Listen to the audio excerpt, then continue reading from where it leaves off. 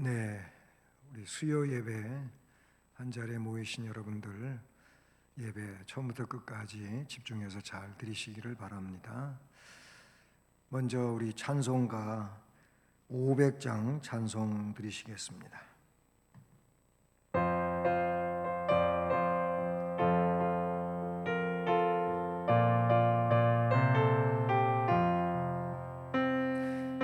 물원의 생명줄 던지어라. 누가 저 형제를 구원하랴. 우리의 가까운 형제이니 이 생명줄 누가 던지려나.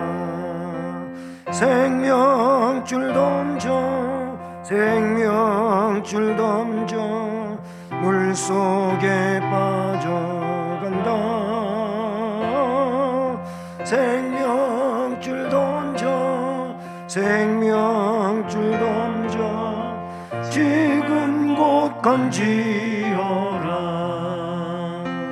너 빨리 생명줄 던지어라. 형제여 너 지체하라. 보아라 저 형제 빠져간다. 이 구조선 타고서 속히 가라. 생명줄 던져, 생명줄 던져, 물속에 빠져간다. 생명줄 던져, 생명줄 던져, 지금 곧 건지어라. 어서 생명줄 던지어라. 저 형제 지쳐서 어덕인다. 시험과 근심에 거센 풍파, 저 형제를 휩쓸고 몰아간다. 생명줄 던져, 생명줄 던져, 물속에 빠져간다. 생명줄 던져, 생명줄 던져, 지금 곧 건지어라. 위험한 풍파가 곧 지나고 건너편 언덕에 이르리니. 형제여 너 지체하나. 오 생명줄 던져서 구원하라. 생명줄 던져, 생명줄 던져, 물속에 빠져간다. 생명줄 던져, 생명줄 던져, 지금 곧 건지어라. 아멘. 이제 사도신경으로 다 같이 신앙 고백 드리겠습니다. 전능하사 천지를 만드신 하나님 아버지를 내가 믿사오며 그 외아들 우리 주 예수 그리스도를 믿사오니 이는 성령으로 잉태하사 동정녀 마리아에게 나시고 본디오 빌라도에게 고난을 받으사 십자가에 못 박혀 죽으시고 장사한 지 사흘 만에 죽은 자 가운데서 다시 살아나시며 하늘에 오르사 전능하신 하나님 우편에 앉아 계시다가 저리로서 산 자와 죽은 자를 심판하러 오시리라. 성령을 믿사오며 거룩한 공회와 성도가 서로 교통하는 것과 죄를 사하여 주시는 것과 몸이 다시 사는 것과 영원히 사는 것을 믿사옵나이다. 아멘. 사랑의 하나님 아버지, 감사드립니다. 다시금 주님 앞에 모이게 하시고 수요 예배로 하나님께 영광을 돌리게 하심을 감사드립니다. 이 시간도 주님의 크신 은혜를 각 신명에게 부어주시고 아버지 앞에 올바르게 세워지며 주의 백성으로서 땅 위에 능력 있게 살아가는 거룩한 주의 백성들 되게 하여 주옵소서. 부족하고 연약함을 고백하고 회개하며 주님의 긍휼을 입는 모든 심령들이 되게 해 주시옵고 다시금 성령의 능력과 거룩한 역사 안에 세워져서 힘차게 주의 일을 감당하게 하옵소서. 참으로 이 시대는 바이러스로 인해서 많은 사람들이 활동에 제한을 받고 어려움을 겪고 살아왔으며 지금도 심히 어려움을 겪고 있는 귀한 심령들이 있나이다. 주께서 모든 이들에게 긍휼을 베풀어 주시고 치료되게 하시고 회복되게 하시고 또 문제 안에 휩싸이지 아니하도록 도와주시고 특별히 우리 성도들 다 안전하게 지켜주시고 거룩하고 능력 있고 건강한 삶을 살아갈 수 있도록 도와주옵소서. 이 시간도 조응을 주장하셔서 복음의 말씀을 온전히 전할 수 있게 하옵소서. 예수 그리스도의 이름으로 기도드립니다. 아멘. 오늘 말씀은 갈라디아서 3장 10절로 14절 말씀입니다. 신약 305쪽입니다. 갈라디아서 3장 10절부터 14절까지 말씀을 우리 함께 봉독하고 봤습니다. 무릇 율법 행위에 속한 자들은 저주 아래 있나니 기록된 바 누구든지 율법책에 기록된 대로 모든 일을 항상 행하지 아니하는 자는 저주 아래 있는 자라 하였습니다. 또 하나님 앞에서 아무도 율법으로 말미암아 의롭게 되지 못할 것이 분명하니 이는 의인은 믿음으로 살리라 하였습니다. 율법은 믿음에서 난 것이 아니니 율법을 행하는 자는 그 가운데서 살리라 하였느니라. 그리스도께서 우리를 위하여 저주를 받은 바 되사 율법의 저주에서 우리를 속량하셨으니 기록된 바 나무에 달린 자마다 저주 아래 있는 자라 하였습니다. 이는 그리스도 예수 안에서 아브라함의 복이 이방인에게 미치게 하고 또 우리로 하여금 믿음으로 말미암아 성령의 약속을 받게 하려 함이라. 아멘. 할렐루야. 네, 또 주일 이후 하루하루의 삶을 믿음 안에서 가정에서 일터에서 살면서 힘을 다하셨을 텐데 다시금 수요 예배로 모이게 하시고 또 하나님 말씀을 들으며 은혜 받게 해주셔서 감사하고 또 말씀 안에서 진정 주님의 백성으로서 더 은혜롭게 굳세게 세워져 가기를 간절히 소원하고요. 또 이 시간 말씀을 통하여 하나님이 말씀하시는 귀한 음성을 듣는 복스러운 시간 되기를 주님의 이름으로 축복합니다. 지난 시간에도 앞부분에서 아브라함의 믿음에 대한 말씀을 들었죠. 아브라함이 하나님이 의롭다고 일컬어 주신 것은 그가 할례를 받았기 때문이 아니라는 겁니다. 우리가 창세기의 경우를 볼 때 아브라함은 할례 이전에 먼저 15장에서 의롭다 일컬음을 받았어요. 할례는 17장에 나오고 아브라함이 하나님으로부터 칭의를 받은 것은 15장이죠. 하나님이 말씀하셨고 말씀하신 내용을 아브라함이 믿음에 하나님께서 그가 믿는 그 믿음을 의로 여기셨다.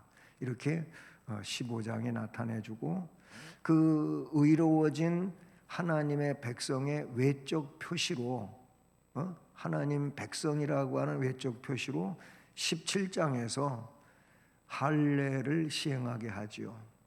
그래서 아브라함도 할례를 받고 13세가 되는 이스마엘도 할례를 받고, 그리고 그 집에 거하고 있는 모든 종들까지도 다 할례를 시행하고 하는 내용이 17장에 나오죠. 그러니까 그런 내용을 보더라도 아브라함이 할례 이전에 의를 얻었다. 그 의는 하나님의 말씀을 믿어서 얻은 거다. 그런 내용이 창세기에 등장하지요. 그 내용을 이미 앞부분에서 다루었습니다. 그러면서 다시 거기에 연속선상에서 오늘 10절로 14절까지에 보면은 하나님께서 구원의 복을 만민에게 주시는데, 여기서 만민은 하나님이 선택한 누구든지지요. 하나님이 선택한 누구든지. 요한복음 3장 16절 말씀도 하나님이 세상을 이처럼 사랑하사 그 예수님을 구세주로 이 땅에 보내주셨는데 그를 믿는 자는 멸망하지 않고 누구나 영생을 얻게 한다고 하는 것이 요한복음 3장 16절에, 거기서도 말하고 있는 하나님이 선택한 백성의 누구나라고 볼 수가 있는데, 이렇게 오늘 말씀에서도 바로 그 내용을 우리에게 나타내 주고 있어요. 만민에게 구원의 복을 주시는데 그 만민은 다 믿음으로 구원의 복을 받는다라는 겁니다. 그래서 율법의 행위로 구원을 받는 게 아니다. 10절도 말하고 있고 11절도 말하고 있고 12절도 말하고 있어요. 그러면서 13절에 와서 그리스도께서 우리를 위하여 저주를 받은 바 되사 율법의 저주에서 우리를 속량해 주셨다. 그러니까 율법으로 말하면 우리는 저주 아래 있을 수밖에 없는데, 그리스도께서 율법의 요구를 완전하게 이루어 주셔서 예수를 구세주로 믿기만 하면 율법의 저촉을 받는 자가 아니고 그의 믿음으로써 구원받는 자가 된다 하는 내용을 말씀해 주고 있는 것이죠. 하나님은 인간에게 은혜를 베풀어 주셨는데 그 은혜가 무조건적 선택에 의한 은혜라는 것이죠. 그리고 이 무조건적 선택으로부터 주어지는 은혜는 넉넉한 겁니다. 우리가 칼빈의 5대 교리에서 제한속죄를 이야기하잖아요. 제한속죄. 그런데 이 제한속죄라고 하는 것이 하나님의 능력이 그만큼까지만 할 수 있기 때문에 하는 게 아니라는 거예요. 이미 앞에 설명한 것처럼 하나님이 선택한 백성들이 있기 때문에 그 선택한 백성들만을 위하여 속죄하기 때문에 그런 의미에서 제한 속죄라고 하는 것이죠. 능력이 부족해서 그만큼만 한다, 그거 아니라는 거죠. 이 제한 속죄도 넉넉한 은혜를 말하고 있는 내용이라고 볼 수가 있는 것이죠. 하나님은 일찌감치 아브라함을 택하셨어요.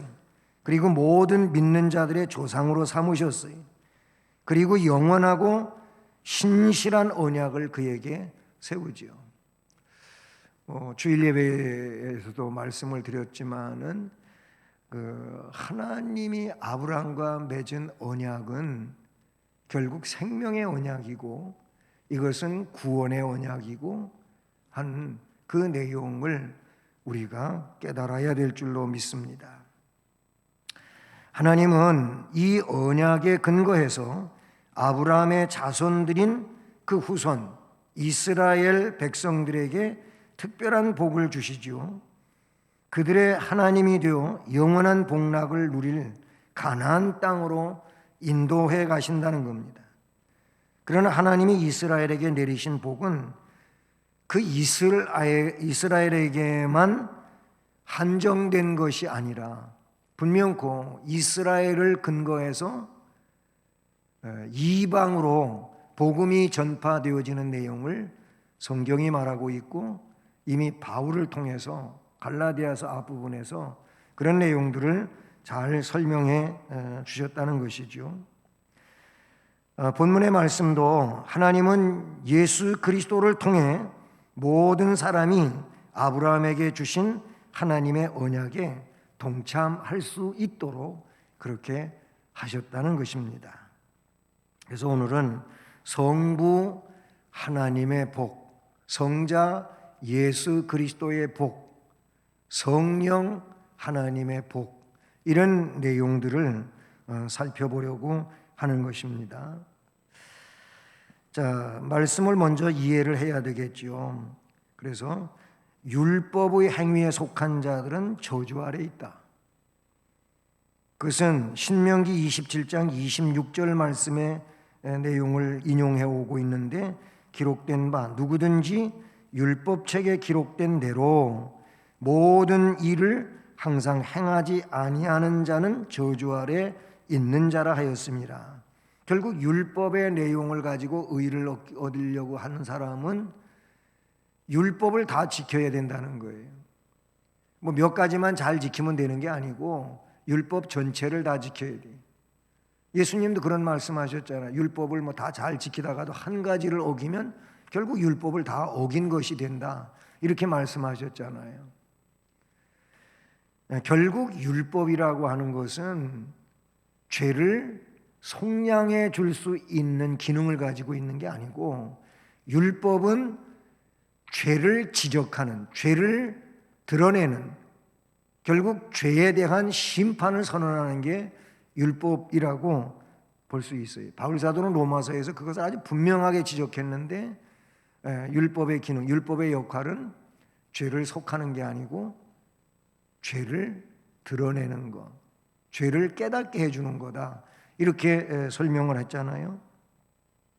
오늘 말씀도 그래요. 그래서 율법 행위를 가지고 의를 얻을 수 없고 오히려 저주 아래 빠지는 거다. 11절도 그래요. 하나님 앞에서 아무도 율법으로 말미암아 의롭게 되지 못할 것이 분명하니 이는 의인은 믿음으로 살리라 함.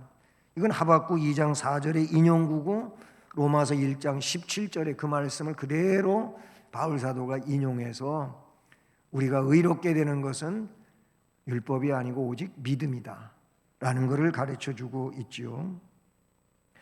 그래서 다시 12절에 율법은 믿음에서 난 것이 아니에요. 이거는 하나님이 모세를 통하여 대표적으로 주신 거지요.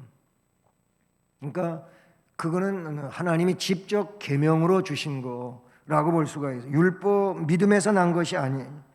그러므로 율법을 행하는 자는 그 가운데서 살리라 하였느니라. 레위기 18장 5절 말씀의 인용구라고 볼 수가 있어요. 자, 이런데 율법은 결국은 다시 10절의 말씀처럼 저주 아래 있게 하는 거예요. 저주 아래.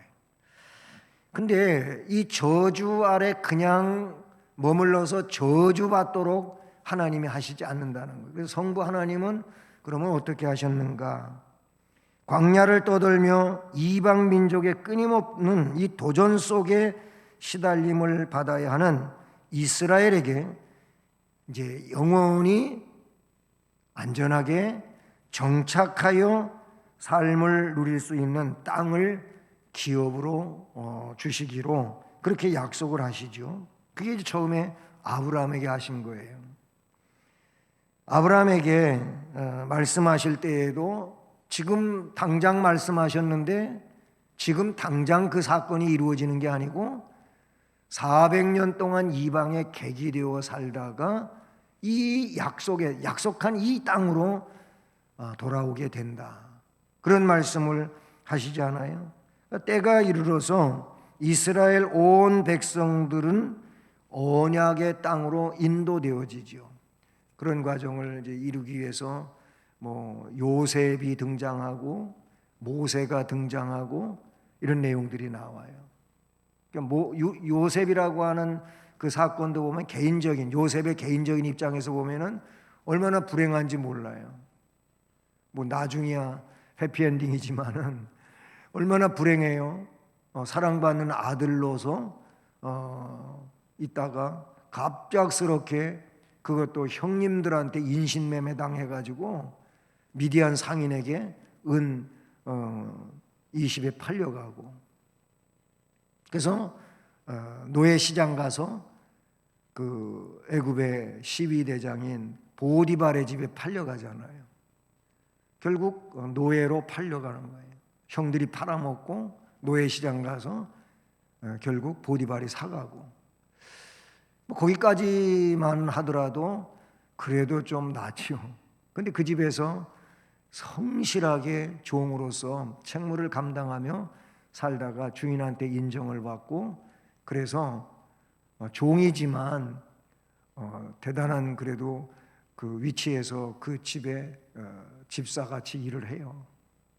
그런데 그 아내의 유혹이 있어가지고 그거를 온전히 물리치죠. 이게 또 문제가 돼가지고 궁중 감옥에 갇히잖아요. 누명 쓰고. 얼마나 억울해요. 자기는 그 보디발의 아내 뭐 털끝 건드린 적도 없는데 이게 무슨 뭐 성폭행범으로 몰려가지고 감옥에 가서 살잖아요. 그리고 뭐 이 떡, 술 이거 관리하는 그런 관장들이 옥속에 다쳐왔을 때 또 그들의 꿈 해몽을 잘 해주어서 또 기회를 얻을 줄 알았는데 또 강간무소식이고, 그러다가 결국은 등용되는 내용이 나오고 총리가 되고 그 요셉의 지략에 의해 가지고 놀라운 애굽의 정책이 펼쳐지고 이런 일들. 그런데 그 마지막 장면에서 형들이 양식 사러 애굽에 갔다가 자기 동생이 총리가 되어 있는 걸 알게 되잖아요. 결국은 요셉이 밝혀가지고 그때 이들은 하나같이 야 이제 우린 죽었다. 우리가 팔아먹은 동생이 이 애굽에 거의 뭐 황제같이 돼 있는 거잖아요. 그러니까 우린 죽었다. 뭐 그렇잖아요. 동생 요셉이 하고 싶은 대로 다 할 수 있는 권세가 있는데, 근데 그때 요셉이 한 말이 뭐예요? 형님들 걱정하지 마십시오. 이런 상황이 된 것은, 이런 역사가 이루어진 것은 하나님이 하신 일이다. 하나님이 하셨다. 이 흉년의 때에 우리 가족들을 구원해 내시려고 하나님이 이런 작품을 만드셨다. 그러니까 걱정하지 마시라고. 형들이 팔아먹은 것도 하나님의 역사고 내가 이 자리에 오르기까지에 있었던 모든 일도 하나님의 뜻이고, 그런 일을 두 번이나 창세기 마지막 부분에서 이야기하는 내용이 나오고 있죠. 하나님의 구원의 계획이 그런 식으로 해서 이루어져 나온 내용을 성경은 설명해 주고 있어요. 근데 이제 모세를 통해 가지고 그 애굽에서 나오잖아요. 애굽에서 나오고 하는 과정에 등장하는 내용이 하나가 있어요. 그게 민수기 10장에 나오는데, 그 애굽에서 나올 때 히브리 민족만 나오질 않았어요. 거기에 있는 이방인도 함께 나온 사람들도 있어요. 그리고 민수기 10장 29절로 32절의 말씀을 보면은 미디안 사람 호밥을 하나님이 부르셔요. 그리고 모세의 장인 르우엘의 아들이 이 호밥인데, 이 호밥이 모세의 부름에 따라서 이스라엘과 동행을 하죠. 그때 하나님은 그와 그의 동포 겐 족속에게 언약의 땅에 들어갈 수 있는 복의 분깃을 함께 허락해 줘요. 결국 그냥 피부치로서 그 히브리 민족만 애굽에서 출애굽할 때 그들만 함께한 게 아니고 그들 외에도 함께한 사람들이 있었다는 거예요. 그게 이제 구체적으로 밝혀진 게 이 호밥과 겐 족속이라고 하는 내용을 보게 되죠. 이 내용은 사사기 1장 16절에도 사무엘상 15장 6절에도 그 겐 족속에 대하여 등장하는 이런 내용이 나오죠. 하나님은 이스라엘이 받은 언약의 참됨을 믿고 그 언약에 동참하기를 원하는 호밥과 그 동족에게 선민과 더불어 가나안 땅에 정착할 수 있는 복을 허락하십니다. 이 역사적인 사실은 하나님의 은혜와 사랑이 모든 한계와 조건을 초월해서 만 백성에게 주어진다는 사실을 명백하게 보여준다는 것이죠. 요나서를 우리가 짧은 장이고 잘 알고 있잖아요. 요나 하면은 하나님 말씀 순종하지 않고 니누에로 가야 할 요나가 다시스로 가다가 하나님의 역사 속에 풍랑만 나가지고 다시 회개하고 니누에로 가는 그런 내용이 나오고, 니누에 가서도 기쁨으로 하는 게 아니고 마지 못해서 그냥 내가 하나님 말씀을 전해도 니누에가 그냥 폭삭 망했으면 좋겠다 싶은 심정 가지고 관망하고 있는 그런 요나예요.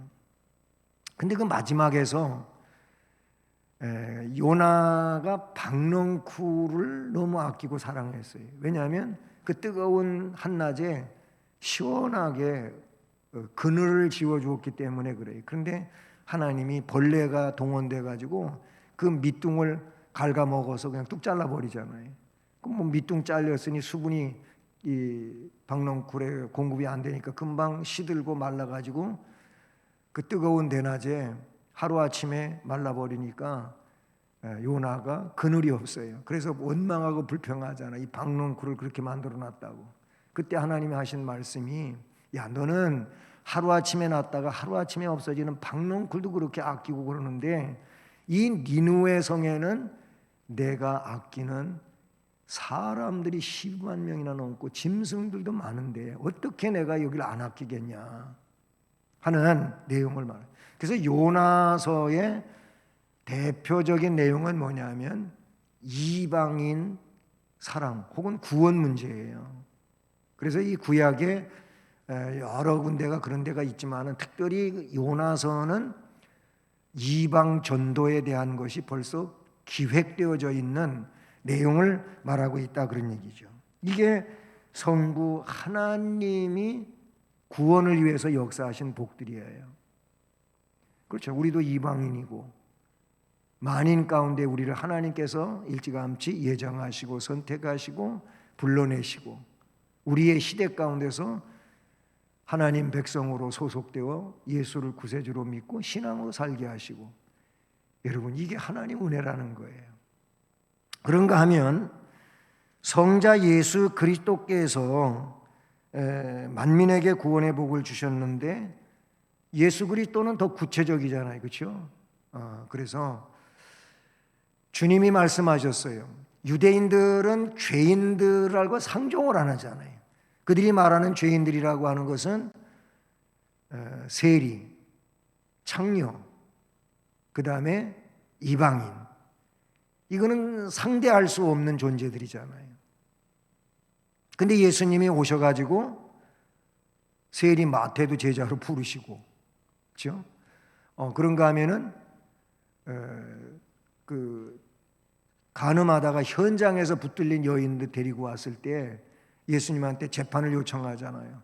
구약 율법에는 이런 자는 돌로 때려 죽이라고 했는데 선생님 당신은 어떻게 이거를 판결하시겠소?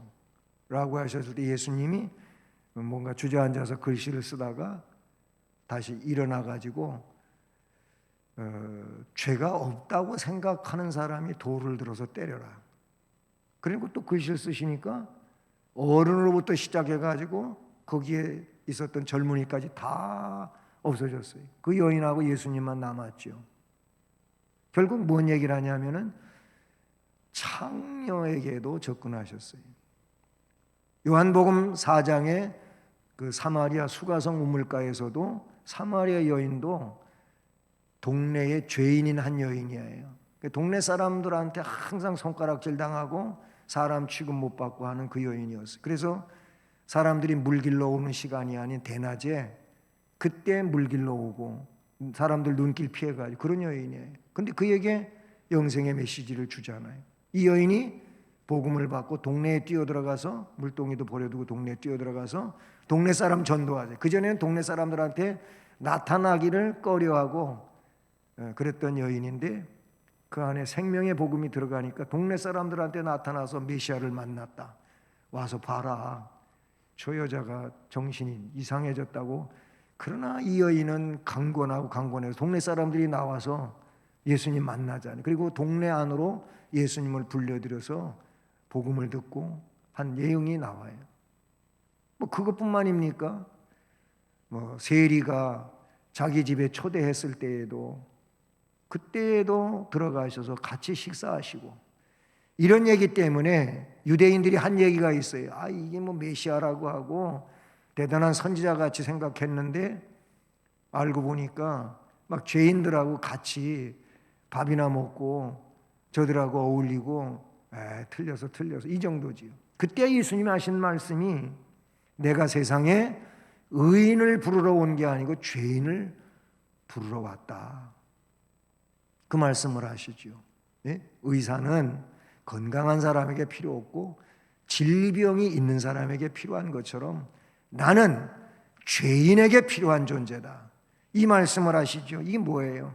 유대인들은 이방인, 세리 아니면 죄 지은 여자들 상대 안 했지만 예수님은 왜? 구원하려고.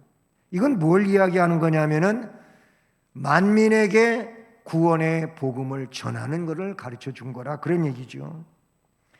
이스라엘 백성들 가운데 임하신 그리스도 예수는 이스라엘에게 영광을 안겨줄 임금이 아니라 만민에게 죄에서 해방을 시켜줄 진정한 만왕의 왕이셨다라는 얘기죠.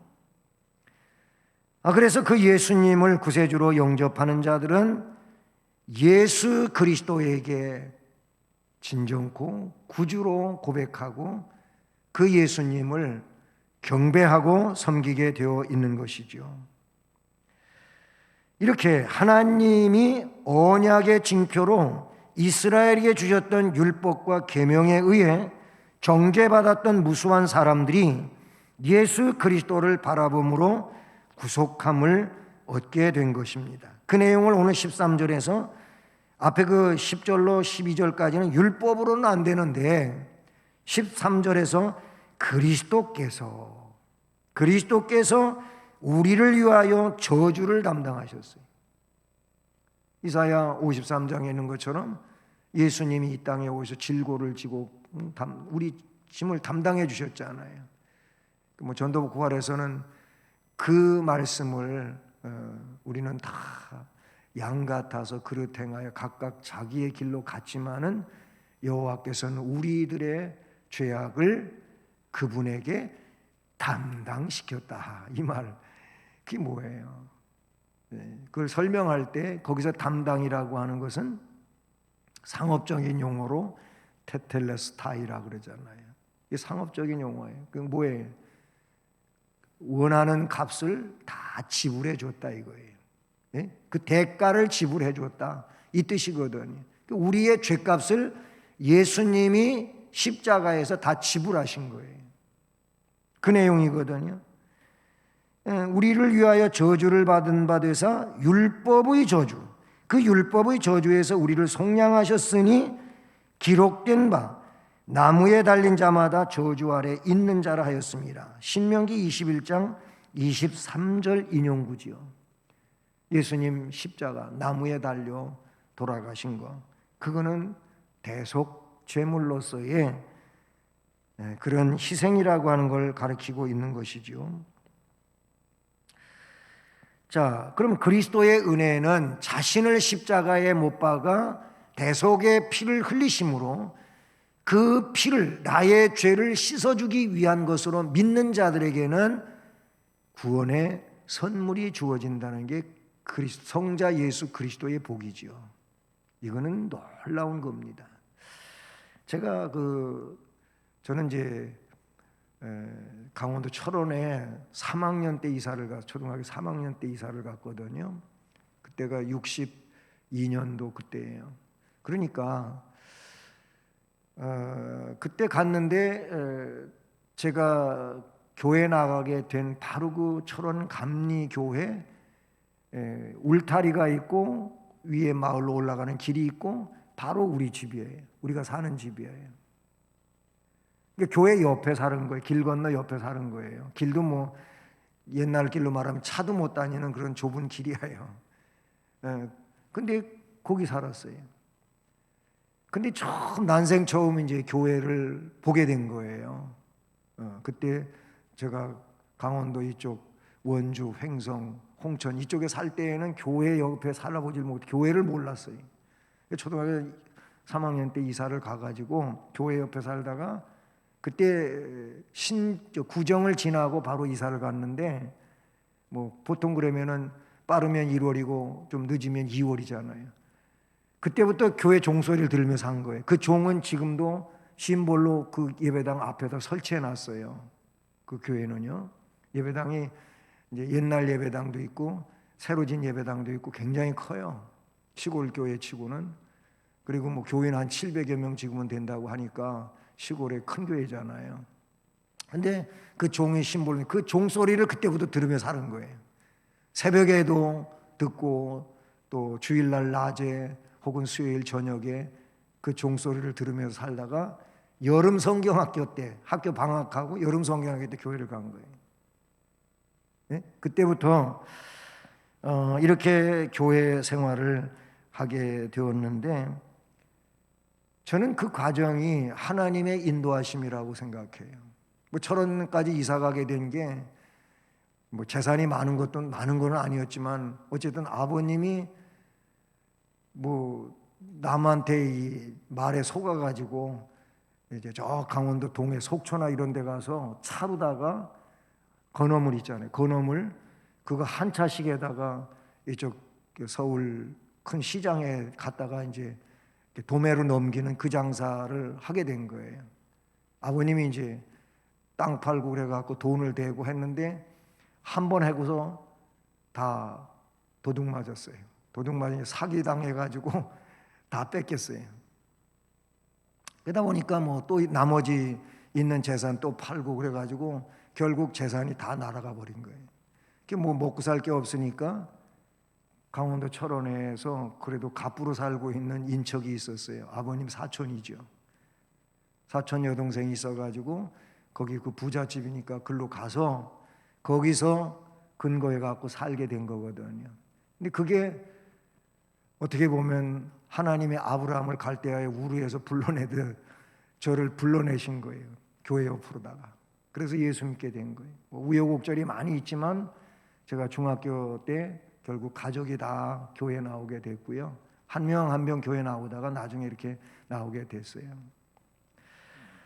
하나님의 은혜, 저를 구원해 내시려고 역사하신 그런 부름, 저는 그렇게 믿어요. 그리고 신앙생활하면서 성령의 큰 체험도 하고 은혜 받고 결국 하나님이 사역자로 쓰시려고 불러내셔가지고 공부하고 오늘날 목회자가 돼서 여기까지 이렇게 이르게 됐는데요. 그렇습니다. 근데 이게 주님의 그런 구원의 은혜로서만이 아니고 이거를 잘 유지시키도록 성령 하나님께서 역사하신다는 거예요. 여러분, 우리의 힘 가지고 예수가 구세주고 하나님이 아버지고 이게 잘 믿어지느냐, 그리고 그 생활을 계속 할 수 있느냐? 여러분, 아니에요. 우리의 의지 가지고는 안 돼요. 성령께서 우리 안에서 역사하셔서 이루어지는 일이에요. 성경은 그걸 우리에게 말해주고 있어요. 그래서 마지막 절 14절은 이렇게 말해요. 이는 그리스도 예수 안에서 아브라함의 복이, 믿음의 조상이죠. 아브라함의 복이 이방인에게 미치게 하고 우리로 하여금 믿음으로 말미암아 성령의 약속을 받게 하려 함이라. 여기 성령 하나님이 등장하는 거예요. 우리로 하여금 믿음으로 말미암아 성령의 약속을 받게 하려 함이라 라고 말씀해 주고 있어요. 성령은 예수님께서 믿고 구하는 자들에게 주시기로 약속한 것이죠. 그래서 11명의 제자들 12명이 있을 때도 얘기했겠지만 너희들은 예루살렘 떠나지 말고 성령 하나님 보혜사, 다른 보혜사가 너희에게 임할 때까지 기다리라 말씀하셨잖아요. 제자들은 그 말씀을 기억하여 이제 오순절 마가의 다락방에 모여서 기다리고 있었던 거예요. 그런데 예수님 승천하시고 열흘 만에, 즉 예수님 부활 때로부터 50일 오순절이죠. 그때 마가의 다락방에 성령 하나님이 임재하시지요. 불같이 바람같이 임하셔서 그들을 충만하게 하시. 이 충만함을 입으니까 1장 8절에서 사도행전 1장 8절에서 말씀하신 것처럼 성령이 너희에게 임하시면 너희가 권능을 능력을 받는다. 이 능력 가지고 예루살렘, 온 유대, 사마리아 땅 끝까지 이르는 데 증인이 된. 실제로 베드로를 위시한 제자들이 마가의 다락방의 문을 성령 체험하기 전과 체험한 이후의 상황은 완전히 달라졌어요. 문을 잠가놓고 안에 모여있던 그들이, 숨지기고 있던 그들이 성령의 역사에 의해 가지고 능력 속에서 문을 열고 나가서 증언하잖아요. 증언할 때 성령에 감동되어서 하는 말이, 대표적인 내용들이 사도행전 3장, 4장, 5장 가면서 계속 나오는데, 그런 말씀들에 보면은 이 우리가 사람의 그런 이제 사람을 두려워하지 말라고 하잖아요. 사람은 뭘 해봤자 우리의 영혼을 멸망시키지는 못해요. 그러나 너희의 영혼과 영혼의 문제까지 담당하고 계신 하나님을 두려워하라. 이런 말씀을 하고 있는 것을 우리가 볼 수 있지 않습니까? 그리고 기탄 없이 말하게 되고, 그리고 주저함이 없어요. 그게 어디서 온 겁니까? 성령의 역사 속에서 온 것이라고 볼 수가 있는 것이죠. 그러므로 성령을 받은 자, 예수 그리스도를 믿고 영접한 자는 아브라함의 후손이 누릴 수 있는 영원한 복에 참여할 수 있는 사람이 되는 줄로 믿습니다. 사도행전 16장 31절에 주 예수를 믿으라, 그리하면 너와 내 집이 구원을 얻으리라. 이 약속은 변할 수가 없지요. 요한복음 7장 37절로 39절에 명절 끝날 곧 큰 날에 예수께서 서서 외쳐 이르시되 누구든지 목마르거든 내게로 와서 마시라. 나를 믿는 자는 성경의 이름과 같이 그 배에서 생수의 강이 흘러나오리라. 거기까지 그렇게 말씀하지, 그 다음에 아주 중요해요. 39절이 중요한데, 여기서 생수의 강이 배에서 흘러나리라고 하는 이 말씀을 어떻게 설명하고 있냐면은, 이는 그를 믿는 자들이 받을 성령을 가리켜 하신 말씀이다 라고 말씀해 주고 있어요. 믿는 자들이 받을 성령이 저들에게 임하게 되면은 놀라운 역사가 일어나게 된다는 거죠. 고린도전서 12장 3절에서 바울 사도는 더 이 성령의 역사에 대해 설명하고 있어요. 그러므로 내가 너희에게 알리노니 하나님의 영으로 말하는 자, 성령으로 말하는 자는 누구든지 예수를 저주할 자라 하지 아니하고 성령으로 아니하고는 누구든지 예수를 주시라 할 수 없느니라. 그러니까 예수님을 구세주라고 할 수 있는 것은 성령이 하시는 일이다, 그 얘기. 그러니까 우리가 예수님이 구세주라고 고백하는 일은 내 지식이나 내 의지가 하는 게 아니고 성령이 내 안에서 역사하셔서 그렇게 고백할 수 있는 일이 된다는 것이죠. 이처럼 성부 하나님, 성자 예수 그리스도, 성령 하나님의 그 역사하심, 이런 것들은 나를 구원하기 위하여 언제나 역사하시는 하나님이심을 말씀해 주고 있는 것이죠.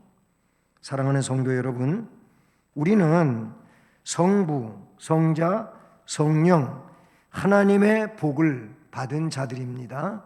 아멘. 다시 설명하면 성부 하나님의 언약의 약속 안에 있는 자들이고, 성자 예수 그리스도의 구속의 은혜를 받은 자들이고, 성령 하나님의 임재와 역사 속에서 사는 복을 받은 자들이라고 말할 수 있는 겁니다. 그러므로 우리는 성령 하나님의 역사 속에서 감동하심을 받아 성자 예수 그리스도를 구세주로 진실하게 믿고 성부 하나님께 영광을 돌리는 삶을 살아가는 자가 될 수 있는 겁니다. 그러므로 앞으로 이 믿음의 삶을 성령 안에서 더 충만히 살아가는 자가 되기를 주님의 이름으로 축복합니다. 이 시간에 우리 함께 기도를 드리겠는데요. 먼저는 오늘 말씀의 내용처럼 성삼위 하나님의 복을 받은 자잖아요. 우리가 성부와 성자와 성령 삼위 하나님의 복을 받은 자로서 이제 살아가는 삶은 감사하는 삶이어야 됩니다. 나 같은 죄인을 구원하기 위하여 계획하시고 실행하시고 역사하시는 이 하나님께 감사하는 삶을 위하여 기도하고요. 그 다음에 모든 성도들의 은혜 충만한 삶을 위해서 또 기도할 수 있길 바라고, 마지막으로는 대한민국의 정치와 경제, 국방의 안정을 위해서, 즉 나라와 민족을 위해서 기도하는 귀한 기도 시간이 되기를 바랍니다. 다 같이 기도하시겠습니다. 사랑의 하나님 아버지, 감사드립니다. 다시금 수요 예배로 모여 함께 예배를 드릴 수 있게 해주셨습니다. 또 말씀을 증언해 주셨사온데 우리는 하나님의 복을 받은 자들입니다. 성부와 성자 성령 삼위 하나님의 복을 받은 자들입니다. 나를 멸망해서 구원해내기 위하여 성부 아버지께서 구원을 위한 계획을 하셨고, 성자 예수 그리스도는 그 계획을 실제로 성취하신 분이시며, 그리고 이 이루어진 구원의 역사를 온전히 이끌려갈 수 있도록 성령 하나님께서 우리 안에 임하셔서 내주하시며 역사하시고 감동하시고 감화시켜 이 구원의 역사를 온전히 이루어 나갈 수 있게 해주심을 감사를 드립니다. 그러니 성부와 성자 성령 삼위 하나님의 복에 대하여 감사하는 삶을 이제 살아갈 수 있게 하옵소서. 하나님께 대하여 원망하거나 불평하거나 낙심하여 좌절된 상황에서 불평하는 심령이 아니오라 오리 하나님 앞에 감사하는 삶이 되게 하여 주옵소서. 세상 속에서 여러 가지 환난을 당한다 할지라도 이 구원의 은혜에 대하여 항상 감사하고 하나님 앞에 영광을 돌리게 하옵소서. 아울러 온 성도들이 이런 은혜가 충만한 삶을 살아갈 수 있도록 도와주시옵소서. 우리가 은혜 충만한 삶을 살아갈 때 승리자의 삶을 살 수가 있사옵나니 낙심하지 아니하고 은혜 충만한 승리자의 삶을 살아가는 성도들 한 사람 한 사람들 다 되게 해 주시옵고 하나님 영광을 받아 주시옵소서. 그리고 이 나라 대한민국 정치와 경제와 국방의 모든 문제들이 너무나 혼란한 가운데 있고 어려움 중에 있고, 백성들은 나뉘어지고 서로 헐뜯고 욕하고 그리고 협력하지 아니하고 어려움 중에 있사온데 이 나라 불쌍히 여겨주시옵고 정치 문제, 경제 문제, 그리고 남북의 이 국방의 문제 모두가 다 주의 은혜 안에서 안정을 되찾게 하시오며 하나님 아버지를 경외하는 백성들로 세워지게 하여 주시옵고, 하나님께 대하여 만홀히 여기고 함부로 하는 이런 자들을 불쌍히 여겨주시옵고 저들에게 하나님의 능력이 나타나게 하여 주옵소서. 온전히 주님으로 영광을 받으시고 주의 뜻이 우리를 통하여 온전히 이루어지게 하옵소서. 아멘. 사랑의 하나님 아버지, 감사를 드립니다. 오늘 주신 말씀과 같이 성부, 성자, 성령 삼위 하나님께서 우리에게 복을 주셨습니다. 이 복에 대하여 늘 기쁨으로 감사하는 삶을 살아가는 자들이 되게 해 주옵소서. 세상 것 다 가진다 해도 생명을 얻지 못하면 무엇이 유익하겠느냐고 하셨던 것처럼 영원한 하나님의 나라를 복으로 받은 것, 이것이 얼마나 크고 위대한가를 항상 기억하고 구원에 대하여 감사하며 살아가는 하나님 백성들 되게 해 주옵소서. 예수 그리스도의 이름으로 기도드립니다. 아멘. 찬송 500장 찬송 드립니다. 505장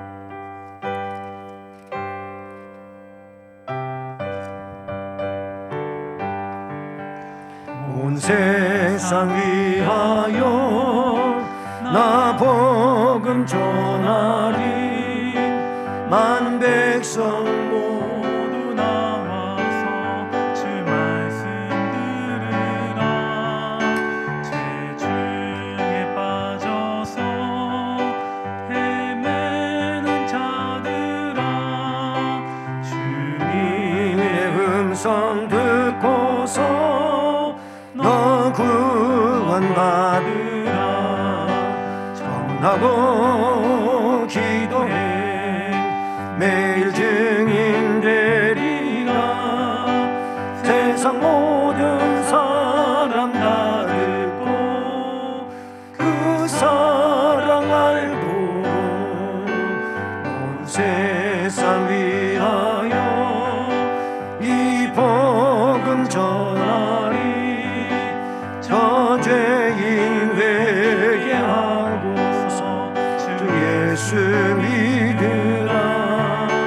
이 세상 구하려 주 돌아가신 것나 증거하지 않으면 그 사랑 모르리. 전하고 기도해 매일 증인 되리라.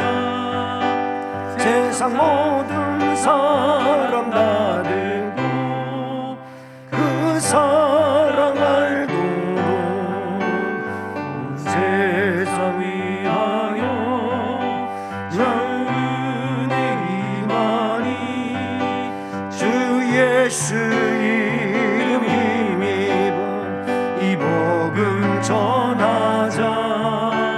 먼 곳에 나가서 전하지 못해도 나 어느 곳에 있든지 늘 기도 힘쓰리. 전하고 기도해 매일 증인 되리라. 세상 모든 사람 다 듣고 그 사랑 알도록. 아멘. 네, 교회 소식은 돌아오는 주일에도 1부, 2부 방역 규칙을 잘 지켜서 드리도록 하겠습니다. 그런데 이제 주일만큼은 좀 완화돼서 예배를 더 잘 드릴 수 있도록 이렇게 된다고 하는 사실이죠. 그 점 아시고 우리 성도님들 주일날 교회에 오셔서 예배 드리시기를 바라고요. 우리 구역장님들은 구역 식구들 교회에 출석할 수 있도록 잘 독려해 주시면 감사하겠습니다. 그리고 돌아오는 수요일은 녹화된 예배를 드리는 게 아니고 교회에서 오전에도 오후에도 그렇게 예배 드리도록 하겠습니다. 방수 지금 공사 진행 중에 있는데 공사가 토요일 날에는 마무리되도록 그렇게 진행하고 있습니다. 그 점 아시기를 바랍니다. 이제 주의 기도하심으로 예배 마치겠습니다. 하늘에 계신 우리 아버지여, 이름이 거룩히 여김을 받으시오며 나라에 임하옵시며 뜻이 하늘에서 이루어진 것 같이 땅에서도 이루어지이다. 오늘날 우리에게 일용할 양식을 주옵시고 우리가 우리에게 죄 지은 자를 사하여 준 것 같이 우리의 죄를 사하여 주옵시고 우리를 시험에 들게 하지 마옵시고 다만 악에서 구하옵소서.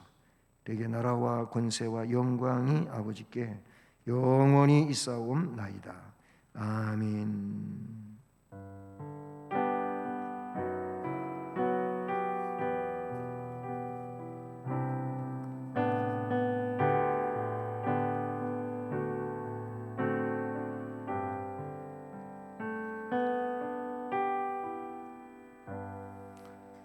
네,